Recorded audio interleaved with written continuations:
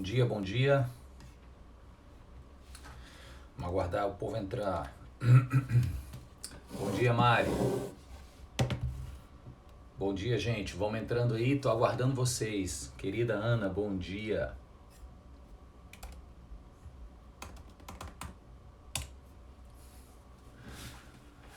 Bom dia, Claudinha. Bom dia, Valentine e Sara. Tô abrindo aqui os arquivos. Bom dia, Dona Lúcia. Bom dia, Rodrigo.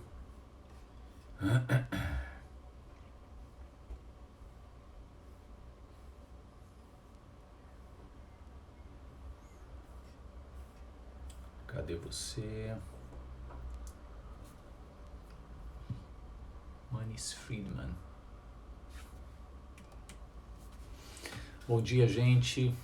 Olha a Cíntia aí. Bom dia, meu amor. Bom dia, Karine, Betânia. Quem mais? Eu virei o rosto aqui, não vi o povo. Bom dia, Dona Nájila. Doutora Firmina, bom dia. Milena Ronce, Juliana, bom dia. Laudeci, Sandra, Tereza Pita, bom dia, querida. Renatinha. Vamos lá. Vamos entrando. Enquanto isso, enquanto o povo entra, vamos dar mais um minutinho aí. Tomar café.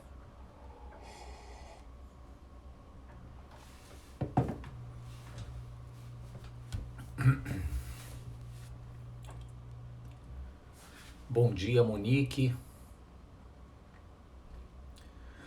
Só por enquanto acho que somos só eu e o Rodrigo de homem aqui. Agora, doutor Reno Vercosa, acho que é isso. Bom dia. Gente, tudo bem? Conforme eu prometi ontem, para quem ouviu. Hoje nós vamos, continuando a nossa leitura do livro do Êxodo, vamos considerar um pouco sobre a verdadeira motivação do faraó querer o povo de Israel lá no Egito. Isso parece apenas um dado histórico, mas tem algo tão importante. Eu estava estudando, tem um detalhe, alguns detalhes tão preciosos para a nossa própria vida. Então eu queria ler com vocês o texto que vai do capítulo 12, do verso 31, deixa eu ver aqui, até o verso 42. Do 31 até o verso 42. Deixa eu anotar aqui. Êxodo 12. Vou deixar aqui como a gente sempre faz. Êxodo 12, do verso 31 ao 42. Isso. Publicado. Agora eu vou fixar aqui o comentário. Pronto. Então, vamos ler. Eu queria que você acompanhasse comigo a leitura, então, de Êxodo, capítulo 12. É justamente a narrativa do Êxodo, da saída do povo lá do Egito, ok? Capítulo 12, a partir do verso 31.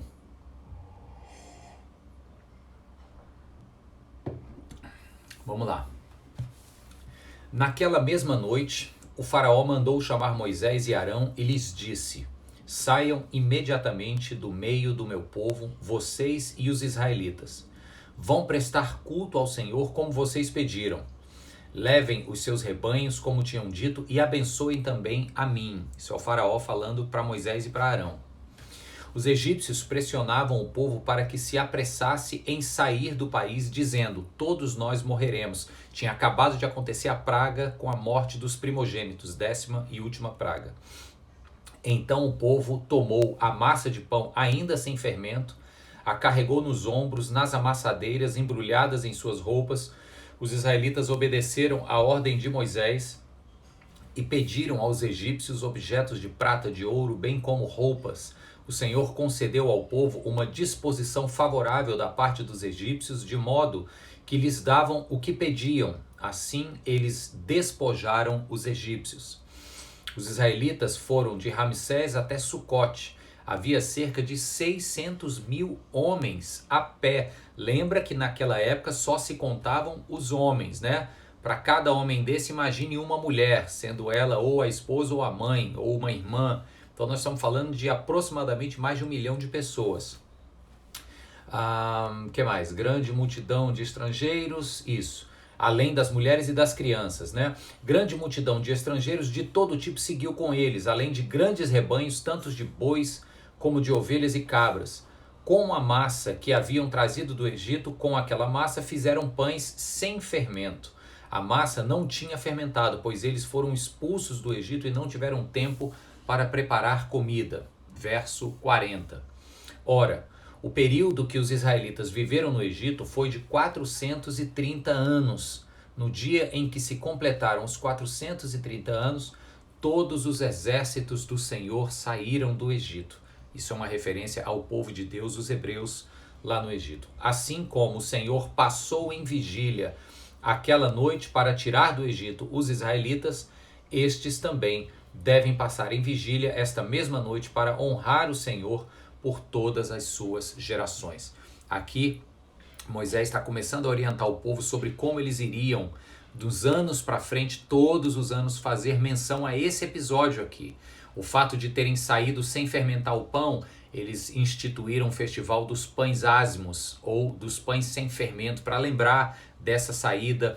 Passa-se a noite em vigília, lembrando de que o Senhor esteve em vigília por eles. Então é muito interessante, muito bonita essa cultura judaica. Até hoje, todos os anos se celebram esses momentos para lembrar do livramento que Deus lhes dera no Egito. Vamos orar agora e depois vamos conversar sobre esse texto. Santo Deus, Pai querido, obrigado, Senhor, por mais uma semana que se inicia. Muito obrigado, Deus, pela tua graça, pelo teu favor. Obrigado, Senhor, porque esse texto, mesmo se referindo a um povo antigo, em uma época antiga, Deus, ele fala conosco, porque essa é a história também da nossa libertação. Já vimos isso aqui na tua palavra, Deus, como Jesus Cristo é o perfeito Moisés que nos libertou do êxodo do pecado, Senhor, do cativeiro, melhor, do pecado, e nos levou neste êxodo em direção a esta vida plena e abundante. Muito obrigado, Senhor. Por isso, a minha oração e o meu desejo é que o Senhor hoje nos dê entendimento da tua palavra, nos desafie, Senhor, a ouvir o que a tua palavra nos fala, e que, em nome de Jesus, sejamos enriquecidos pela tua presença e pela tua voz. É o que te pedimos, Deus. Amém. Amém, gente? Maravilha. Quem veio entrando aí durante a leitura do texto bíblico, sejam bem-vindos, boa semana. Essa é a nossa manhã de estudo bíblico aqui pelo meu Instagram. Cafezinho. Pessoal, vamos lá. Por que eu hoje voltei um pouco aqui na leitura? Eu quero analisar com você, como eu falei até próprio aqui na oração, a narrativa do Êxodo, ela é muito importante não só para o povo judeu, que até hoje celebra festas de memória desse episódio, mas com a vinda do Messias, Jesus Cristo, a narrativa do Êxodo se consagrou como importante para os cristãos também, porque é justamente essa narrativa de um povo que foi redimido, resgatado do seu cativeiro. Lá atrás foi o Egito, na leitura aqui que fizemos foi o Egito. O nosso cativeiro era o cativeiro do pecado, era o cativeiro de, por exemplo, não conseguir ou não poder dizer não para algumas coisas que lá no fundo nos faziam mal, mas que o pecado estava nos amarrando a elas. E a libertação deste perfeito Moisés, que é o Senhor Jesus Cristo, nos deu a alforria, né, desses senhores que eram o pecado e a idolatria. Então, nós passamos por esse êxodo e estamos nesta peregrinação na direção da terra prometida, ou desta vida plena e abundante. Então, isso é para te lembrar que o livro do Êxodo, apesar de ser relativo à história do povo hebreu, ele também faz relação de maneira muito rica à história do povo cristão hoje, ou do novo Israel de Deus. É assim que o Novo Testamento nos chama. Só que numa leitura um pouco assim, digamos, primeira e superficial, o que a gente vê aqui na narrativa do Êxodo? Vamos lembrar aqui juntos. A gente vai ver um imperador, um rei, teimoso, cabeça dura, né? Coração endurecido, como diz aqui no texto, né? O Senhor endureceu o coração de Faraó para ele não deixar o povo sair do Egito. A gente vê um líder teimosão, cabeça dura, dizendo: não vou deixar vocês saírem, não vou deixar vocês saírem, e não deixa, ainda que as pragas se somem, se acumulem, vão até a 9ª praga e o homem não deixa sair. Aí na 10ª praga o filho dele morre, aí ele diz: não, perdi, ok, partiu, né? Libera o povo para sair. É como se a gente fizesse uma análise apenas do aspecto, digamos, estrutural econômico, porque se você viu aqui que eram aproximadamente 1.200.000 pessoas, e isso provavelmente mais com as crianças, que trabalhavam como escravos no Egito, imagine 1 milhão de escravos de repente saindo do Egito. Então era um baque para a estrutura de trabalho e para a estrutura econômica do Egito. Então a gente olha para o faraó e vê que ele talvez tivesse todas as razões para não deixar o povo hebreu sair do Egito. Mas eu quero lhe propor uma visão interessantíssima e eu diria que um pouco mais profunda dessas razões do porquê Faraó não deixava o povo sair, porquê Moisés, por outro lado, tinha que sair a mando de Deus. Eu queria que você considerasse comigo algo que eu ouvi e estudei de um rabino que estuda isso há muito mais tempo que a gente. A tradição rabínica de Israel, dos judeus, estudam os textos sagrados do Antigo Testamento há muito mais tempo. Então tem assim níveis de profundidades que humildemente a gente tem que reconhecer, níveis mais profundos. E o rabino Manis Friedman, ele é um rabino que é vivo hoje, mora nos Estados Unidos. Ele propõe uma leitura interessante, eu queria compartilhar com vocês e dela tirar um ensinamento precioso para as nossas vidas. O que está sendo feito aqui nesta teimosia, aparente teimosia de Faraó, na verdade é como se o Faraó estivesse dizendo para os israelitas o seguinte: vocês querem sair daqui, vocês querem ir para o deserto, prestar culto ao seu Deus, vocês querem sair do Egito e irem para o deserto, isso não faz o menor sentido. E por que não fazia sentido? De fato não fazia sentido na época. Vamos pensar aqui agora pura história, pura curiosidade histórica que a gente conhece. Gente, o Egito, na antiguidade, ele foi assim o ápice da tecnologia e da modernidade. Você já deve ter visto algum documentário ou alguma especulação histórica a respeito das pirâmides do Egito, por exemplo. Como é que aquelas pirâmides foram construídas? Tem gente até que diz que foram extraterrestres, né? Essa mania do ser humano de não conseguir explicar racionalmente, aí apela para o irracional. Ah, foi extraterrestre. Não, eles tinham um maquinário muito moderno, uma tecnologia muito moderna que hoje em dia a gente ainda não consegue pensar em como foi. Por algum motivo se perdeu ao longo da história. Era uma arquitetura absurdamente inovadora para a sua época. Eram técnicas arquitetônicas e de engenharia também muito inovadoras. Você vê que os israelitas trabalhavam para o faraó construindo cidades, construindo grandes monumentos, construções que hoje em dia, com toda a tecnologia, são imensamente trabalhosas. Imagine como é que se talhava pedras, grandes pedras, com aquelas escritas, os hieroglifos egípcios e tantos outros artefatos com ferramentas tão rudimentares da época. Então tudo isso é para dizer que o Egito era sim a potência tecnológica e também econômica, como a gente vê, da época do mundo que existia naquele período da história. Nós estamos falando da antiguidade, né? Da antiguidade remota. O Egito era o suprassumo da tecnologia, da modernidade. Era como se o faraó então chegasse para os hebreus e dissesse o seguinte: vocês querem sair daqui e vocês querem ir para o deserto? O que tem no deserto, pelo amor de Deus? O que é que tem para vocês fazerem lá? Como é que vocês vão deixar isso aqui? Isso aqui é o futuro. Isso aqui é a potência tecnológica. As grandes invenções vão sair daqui no futuro. As vacinas, vamos dizer aí, do Covid, tudo que a humanidade precisar da tecnologia vai sair daqui e vocês querem ir para o deserto? Não faz o menor sentido. Então pense comigo que talvez, além da questão estrutural e econômica de um país que não podia abrir mão de 1 milhão de escravos aproximadamente da noite para o dia, também havia esta incompreensão, não fazia sentido nenhum. Vocês querem ir para o deserto adorar o seu Deus? Espera aí, tem muitos deuses aqui no Egito. Aqui o Egito é o futuro. Isso aqui é o futuro. Vocês querem sair daqui para quê? Para adorar um Deus particular lá no deserto? O deserto não tem nada. O deserto tem fome, tem seca, tem sol causticante de dia e frio que gela de noite.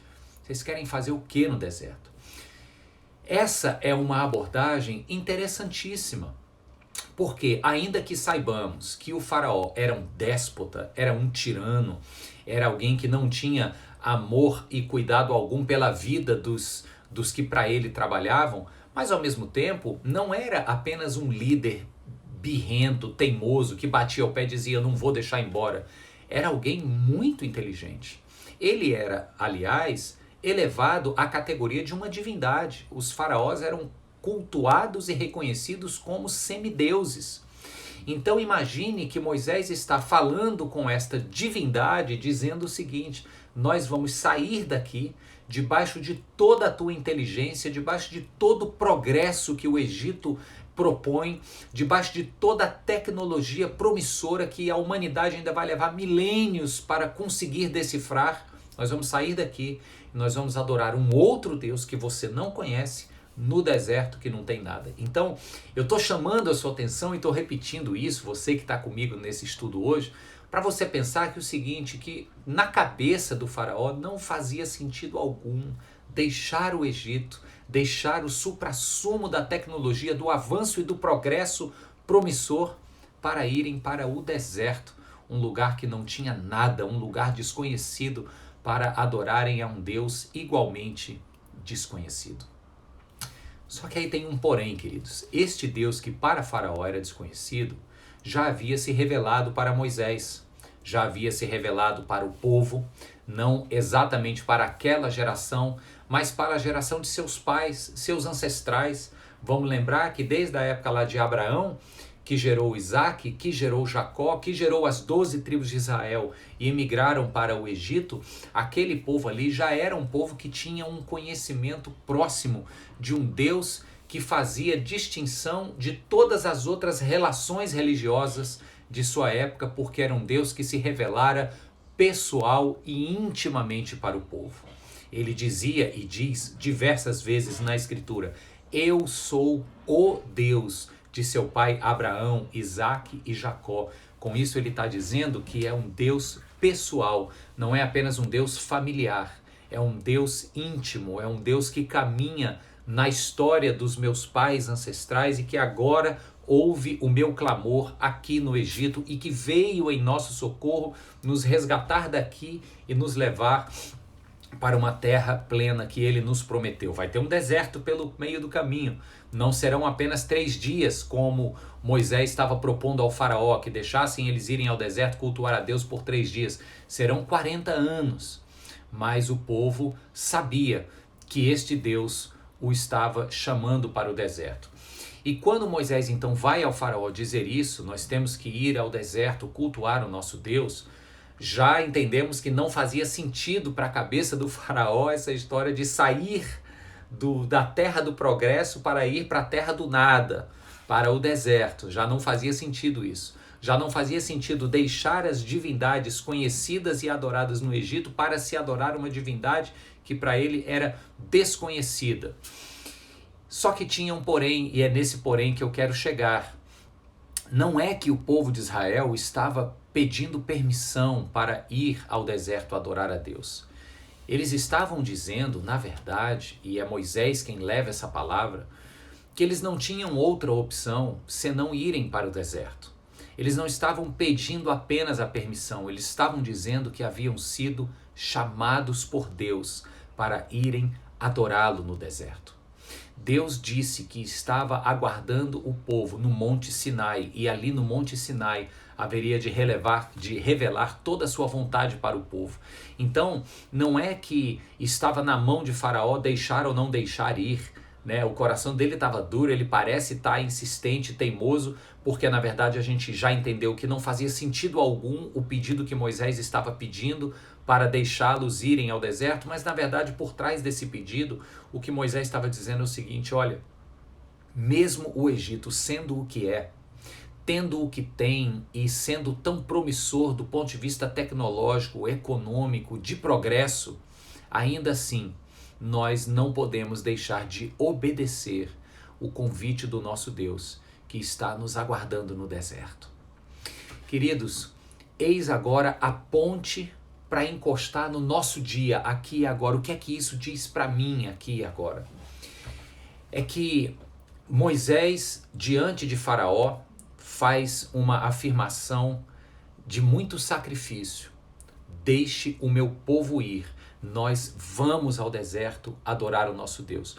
E nas entrelinhas do que o Moisés está dizendo, ele diz o seguinte: nós vamos abrir mão desta terra de progresso, desta terra promissora.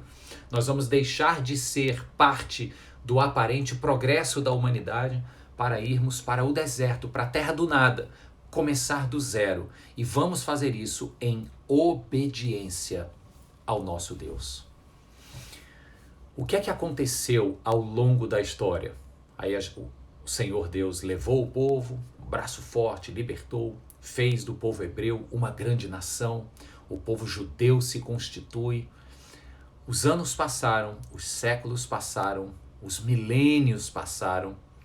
O Egito hoje não tem mais nem de perto a tecnologia que tinha. Não é mais uma nação que represente o centro do progresso humano. Não tem mais expressividade econômica alguma no mundo em que nós conhecemos. E o povo judeu, pequenininho, irrelevante aos olhos das outras nações numerosas e poderosas, mas esse povo judeu pequeno, hoje são alguns milhões apenas. Esse povo judeu sobreviveu a toda a história, se desenvolveu para ser uma grande potência econômica. Hoje as maiores fortunas do mundo pertencem a judeus, a famílias judaicas. Não sei se você sabe, mas o Estado de Israel é um dos maiores produtores de tecnologia do mundo, na área de medicina, imaginologia, aplicativos. O Waze, que a gente usa tanto para dirigir aí pela cidade, é feito em Israel. E isso é um contraste interessante para dizer o seguinte: esse povo lá atrás abriu mão de caminhar debaixo de uma outra divindade que prometia ser a divindade promissora do progresso da humanidade, detentora da tecnologia mais moderna de sua época. Abriu mão disso por obediência ao chamado de Deus para irem ao deserto. O ponto para mim e para você hoje é o seguinte: é que nós não precisamos ter medo ou receio de abrirmos mão daquilo que a gente acha ser promissor, daquilo que a gente acha que vai ser assim o epicentro do progresso, da prosperidade, do avanço e do crescimento. A gente não precisa temer abrir mão disso para seguirmos os caminhos que Deus tem para nós. E às vezes, gente, nem sempre, mas às vezes Deus vai pedir sim que a gente abra mão de algumas coisas que são boas, o progresso é bom, a tecnologia é boa, mas viraram instrumentos de idolatria. É ou não é que a tecnologia pode ser idolatrada? Sabe como é que se idolatra a tecnologia? É quando a gente espera que a partir da tecnologia venha a nossa salvação. Vou dar um exemplo aqui simples. Você está esperando que a sua salvação venha da vacina? Você acha que a salvação vem da Pfizer ou vem da China? Né? A salvação, o final desse período terrível de pandemia vai vir com a vacina? Conversa. A vacina pode sim ser um instrumento de Deus através do qual o mundo vai ter cura e paz.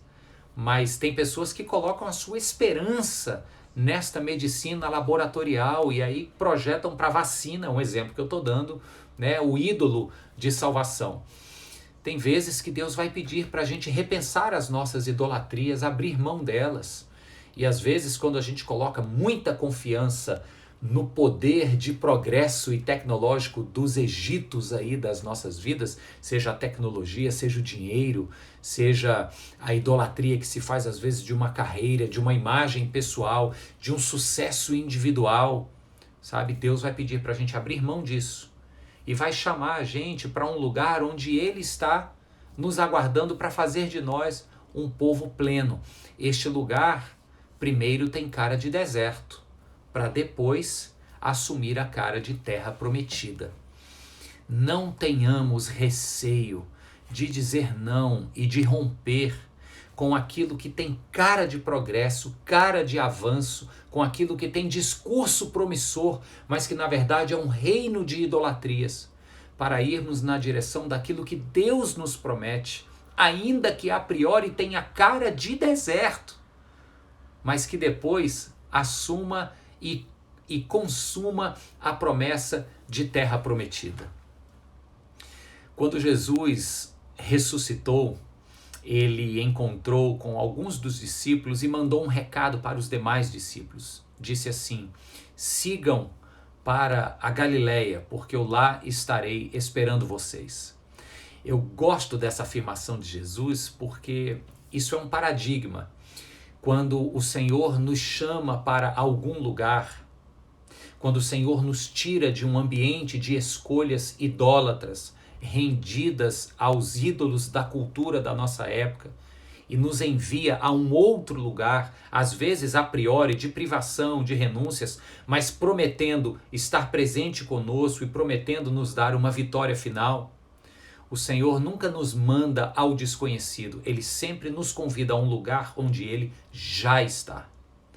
Ele chega para Moisés e diz: sigam para o Monte Sinai, porque eu lá estarei esperando vocês.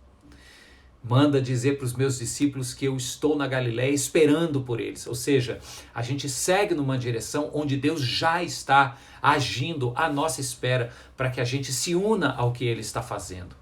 Queridos, vale a pena abrir mão daquilo que tem aparência promissora, discurso aparentemente de progresso, de avanço, para olhar para Deus e dizer: puxa, mas aqui eu vou ter que abrir mão de tantas coisas, vou ter que começar do zero, vou ter que correr riscos.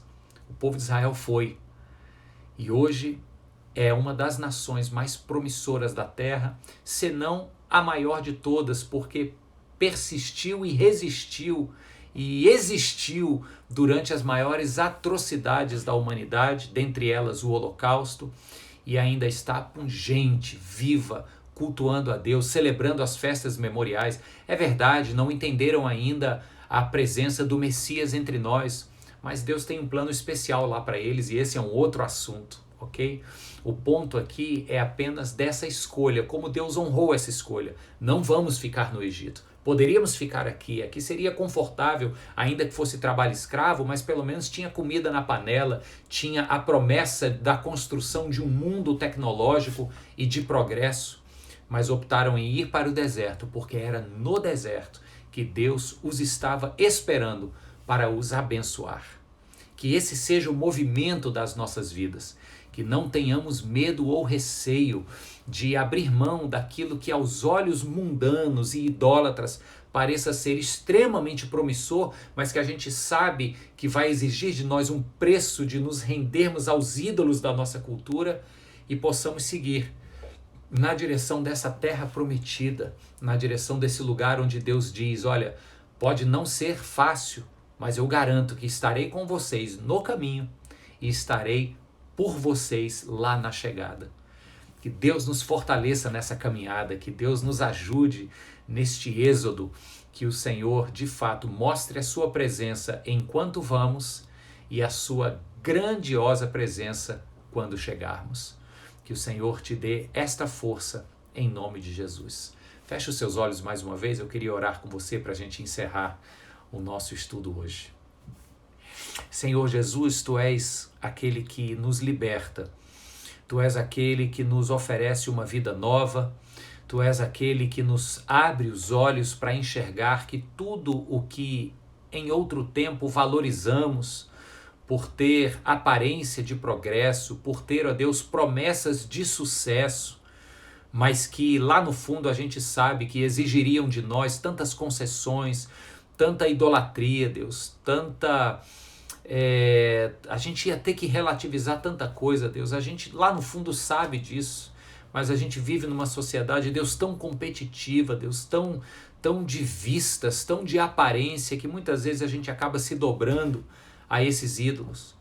Mas eu creio que o Senhor nos liberta disso, e o Senhor faz isso todos os dias, para nos mostrar o caminho que vai segurando na tua mão, que no meio das privações a gente vai ganhando força e a gente vai confiando em ti. Eu oro, Deus, especificamente por pessoas que têm que tomar decisões essa semana.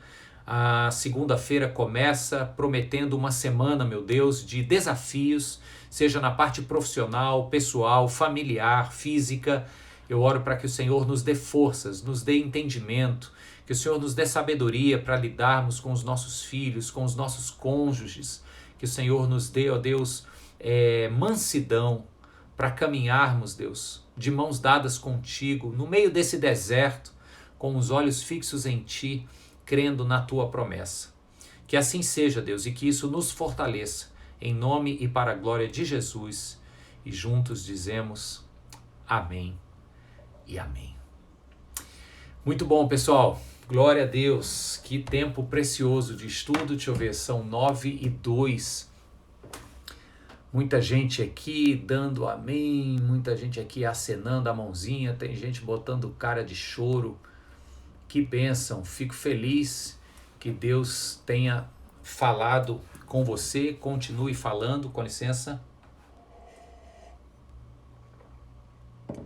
O nome do rabino, para quem perguntou, é Miles Friedman. Só tem coisa em inglês dele, mas ele tem umas palestras muito boas, outras que são bastante carregadas de uma tradição mais mística do judaísmo, mas é aquela história do ouvir tudo, reter o que é bom, e especificamente no nosso caso que é cristão, colocar tudo, né, de trás das lentes do cristianismo, do Messias. Deixa eu ver aqui.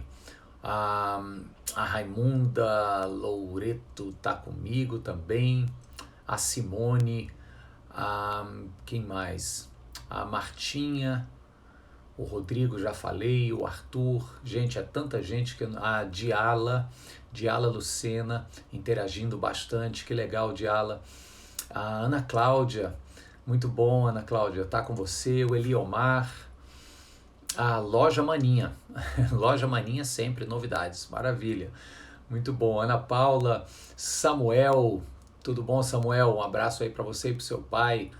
Cris está conosco, Camilinha, Dona Maísa, Fabiano, Laime, ficou até o final, que bênção. Lilian também, bom te ver, Lilian. Diana Garcia, Leide, que legal. Ariana Araújo. Que bom, gente, que bom. Alexandre, meu treinador aí. O nascimento da bebê essa semana, Laime vai dar à luz essa semana. Deus te abençoe, Laime, que você tenha um tempo de paz e de celebração do Deus da vida. Que bênção.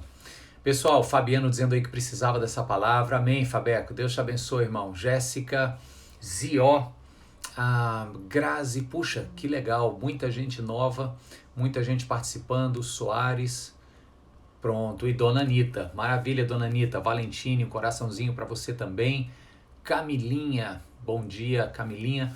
Gente, Deus abençoe vocês, uma excelente semana. Lembrando que esse estudo fica ao vivo, fica gravado no YouTube da igreja IP Nova Jerusalém. Fica também aqui no meu IGTV. Eu tenho percebido que no IGTV tem poucas visualizações, no YouTube bomba. Então, pega esse link do YouTube, compartilha. Eu boto no IGTV apenas por desencargo de consciência para ficar aí. Na descrição do vídeo do IGTV tem o link para ir para o YouTube. Mas você também pode ir direto lá no YouTube, pegar esse link e compartilhar essa palavra para que do mesmo jeito que te abençoou, abençoe outras vidas, ok? Segunda-feira que vem, 8:30 da manhã, estaremos juntos para continuar esta nossa leitura do Êxodo e deixar Deus falar aos nossos corações. Deus abençoe. Márcio Viana, uma excelente semana para você também. Zió, um beijo para todos. Tchau, tchau, Laime. Dê notícia aí da sua bebê, hein? Quero saber notícias. Um cheiro. Tchau, tchau, gente.